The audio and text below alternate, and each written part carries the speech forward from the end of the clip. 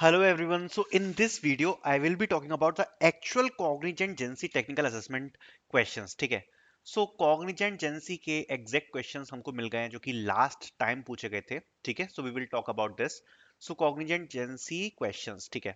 So Cognizant Gen C का जो actual technical assessment होता है, actually it contains around 5 questions. ठीक है? अब ये जो 5 questions होते हैं, इसमें 2 questions आपके कोडिंग पर होते हैं. ठीक है? जो 2 क्वेश्चंस होते हैं वो एसक्यूएल पर होते हैं. एक क्वेश्चन वेब पर रहता है. अब अगर आपका क्लस्टर 1 है या 2 है तो आपको ये जो 2 क्वेश्चंस होंगे वो जावा या पाइथन में सॉल्व करने पड़ेंगे. ठीक है? अगर आपका क्लस्टर 1 या 2 है, 2 एसक्यूएल के क्वेश्चन ये तो कॉमन रहते हैं. एंड ये जो वेब वाला क्वेश्चन है ये आपको करना पड़ता है HTML, CSS और जावास्क्रिप्ट पे. ठीक है? इतनी बात समझ में आ गई.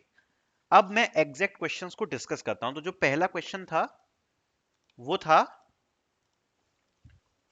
First non repeating. ये कोडिंग का क्वेश्चन बता रहा हूं आपको.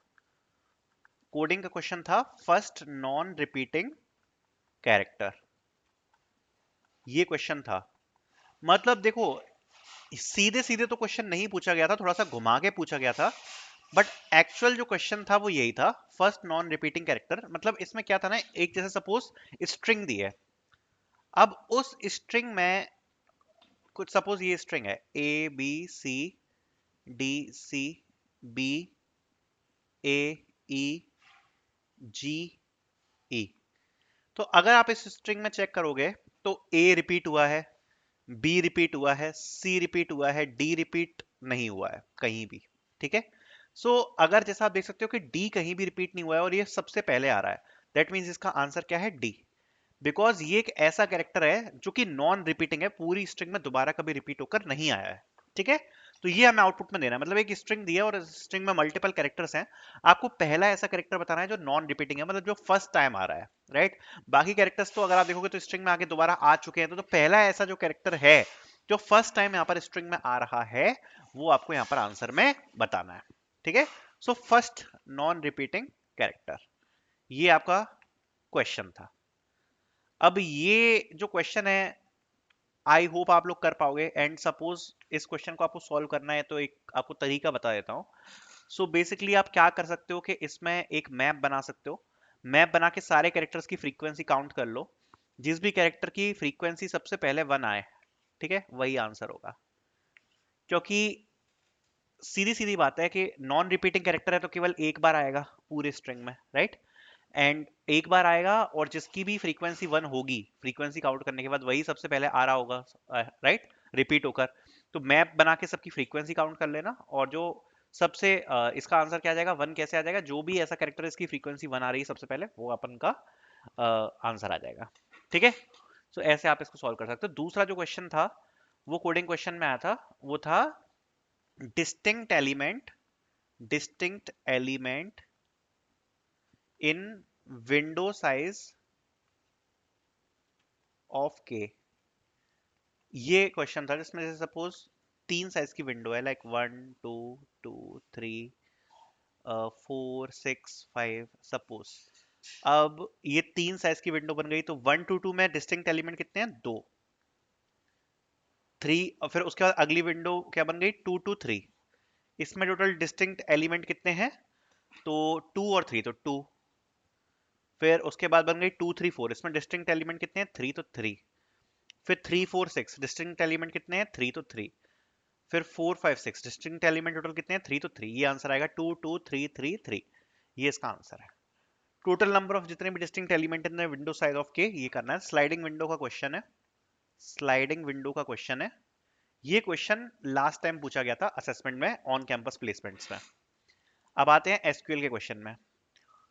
तो एसक्यूएल में एक क्वेरी पूछी गई थी, क्वेरी 1, जो कि एक टेबल है, उस टेबल में कुछ सैलरीज दी हैं, उन सैलरीज को मॉडिफाई करना है. कैसे मॉडिफाई करना है? सैलरी है और बोनस है. सैलरी है और बोनस है. ठीक है? अब यहां पर कुछ सैलरी होगी, कुछ बोनस होगा. तो सैलरी को कुछ परसेंटेज से इंक्रीज करना है, सपोज X परसेंटेज से इंक्रीज करना है. अगर सैलरी एक पर्टिकुलर अमाउंट से कम है। जैसे सपोज अगर फॉर एन एग्जाम्पल बता रहा हूँ, एग्जैक्ट ये क्वेश्चन नहीं है, थोड़े मैंने चेंजेस करे हैं। सपोज 50,000 से कम सैलरी है तो 5% इंक्रीज करनी है, अगर 50,000 से ज्यादा सैलरी है तो 10% से इंक्रीज करनी है, ऐसा कुछ करना है। प्लस बोनस ऐड करना है, और वो ऐड करके फिर टोटल सैलरी में आएगा। जैसे फॉर एन एग्जाम्पल अगर 40,000 सैलरी है एंड 10,000 का बोनस है, तो सबसे पहले 40,000 में 5% का इंक्रीज होगा, बिकॉज 50,000 से कम है ये सैलरी, तो 5% का इंक्रीज होगा। तो 40,000 में 5% का इंक्रीज करना है, प्लस बोनस जोड़ना है, तो जो भी बोनस है 10,000 वो भी जुड़ जाएगा।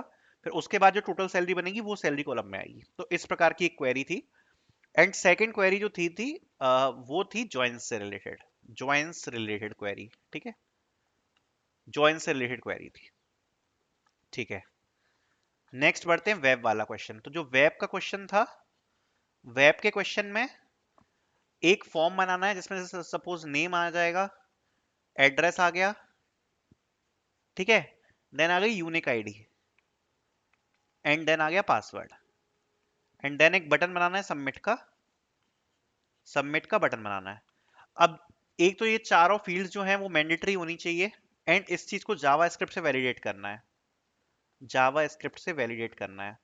दूसरी चीज कि ये जो यूनिक आईडी है ये केवल नंबर्स और अल्फाबेट्स इनको एक्सेप्ट करेगी। अल्फाबेट्स और नंबर्स के अलावा अगर इसमें कोई और कैरेक्टर आता है तो एरर डिस्प्ले करना है, तो एरर डिस्प्ले करना है। Basically name, address, unique ID, password, ये चार चीजें हैं। एक अपन पे सबमिट का ऑप्शन है, ठीक है। आई होप ये चीज आपको क्लियर होगी। सबसे पहले वैलिडेशन करना है, ये चार चीजें भरनी है, ठीक है, मैंडेटरी है ये फिल करना। एंड यूनिक आईडी में केवल अल्फाबेट्स होंगे, नंबर्स होंगे, ये क्वेश्चन था। तो आई होप ये पूरा आपको असेसमेंट क्लियर होगा। मैंने आपको सारे क्वेश्चन बताए जो कि ऑन कैंपस रिक्रूटमेंट में पूछे गए थे कॉग्निजेंट एजेंसी की हायरिंग में। Thank you so much for watching.